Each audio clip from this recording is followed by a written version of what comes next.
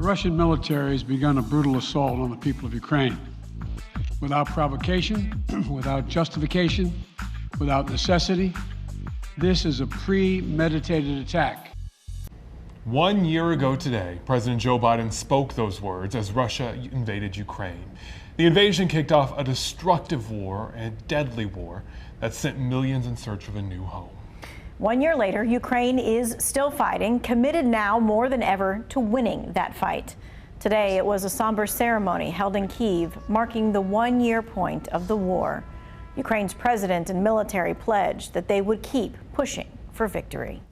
After the ceremony, speaking with a reporter, President Zelensky got emotional. He said it has been a tough year for everyone, but personally, one of the hardest parts is not being able to spend time with his family enough.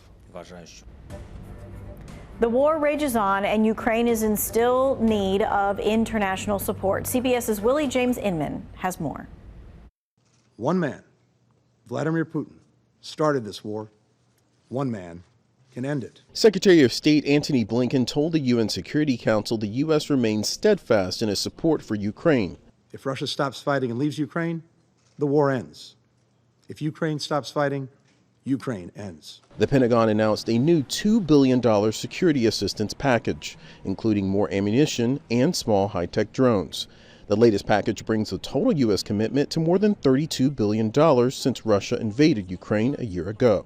Meanwhile, Poland delivered the first German Leopard tanks to Ukraine and says it plans to send more soon. The White House announced a coordinated effort with G7 partners that includes new sanctions targeting key sectors of the Russian economy and more than 200 people and organizations. Ukrainian President Volodymyr Zelensky marked the first year of the war, saying his country could defeat Russia if allies remain united and keep providing arms. On Friday, China unveiled a 12-point plan calling for Russia-Ukraine peace talks and ending sanctions against the Kremlin. Zelensky says he's planning to meet with Chinese leader Xi Jinping. Willie James Inman, CBS News, the White House. The pain those in Ukraine have felt this past year is so clear on their face. More than 8 million have fled the country when Russia invaded. Some returned home, some stayed the whole time. War is a part of their everyday life, even for the kids. When the air raid siren happens here, what do you do? I take a walk. There are a lot of houses in Ukraine. You never know which one is going to be hit. North Carolina's based Samaritan Purse continues to help those impacted by the war. The first group of volunteers headed to Ukraine less than 24 hours after this invasion started. Since then, the agency has distributed more than 135 million pounds of food. That's through partnerships with local churches. They've also drilled 20 wells to provide clean drinking water to Ukrainian families. Samaritan Purse's field hospitals reported caring for more than 23,000 patients and giving supplies to families to help them survive those cold winter months, often without power. They will be on the ground there as long as they are needed. We're trying to adapt to the needs that we see on the ground, and to do that in a way where we're serving with excellence, but we're also serving and helping people in Jesus' name.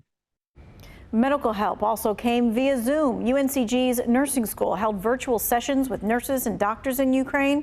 They were there to offer advice on treating refugees, but were there also just to have and give emotional support.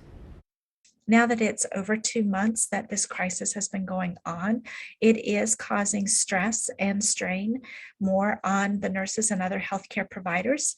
And this is a way that they can help address what each other is experiencing and listen and provide support for each other as they continue to be self-resilient. UNCG also worked to send a 40-foot container filled with medical supplies to Moldova. Well, help continues today for the groups sponsoring Ukrainian refugees. The Fred Astaire Dance Studio is one of those groups. They're helping a family stay here in Greensboro. Still, they say it's hard to be here when they know what their friends and their family in Ukraine are going through. Of course, we have many home problems with the kids, with the new life, but maybe it's not a problem if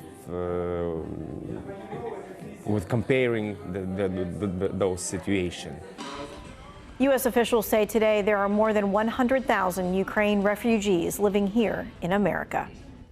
1 year of international help. 1 year of fighting, destruction, and death. 1 year of families uprooting their lives. Just after the fighting broke out, CBS's Nora O'Donnell met a family who escaped to Poland. She returned with them 1 year later. When we first met Ola, her family had just fled the violence in Ukraine. The family left in such a hurry, with only a few clothes, leaving behind loved ones, including their dogs and cats. Last year, Ola told us she didn't know where they were going or where they would end up, but were happy to be in Poland. 1 year later, it's wonderful to see you. We're also so glad to see you. They're still in Poland, in the same house with a woman who was once a stranger.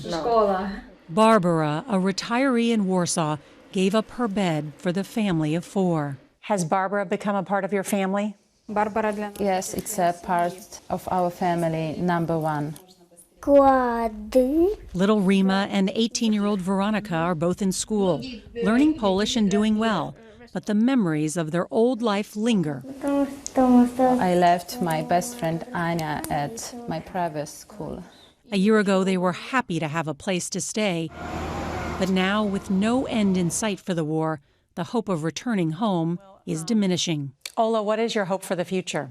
I hope the war will end soon, and I know that it's going to take some time to recover, but I believe that my country is strong. Strong, like Ola, leaving all she knows behind and starting over.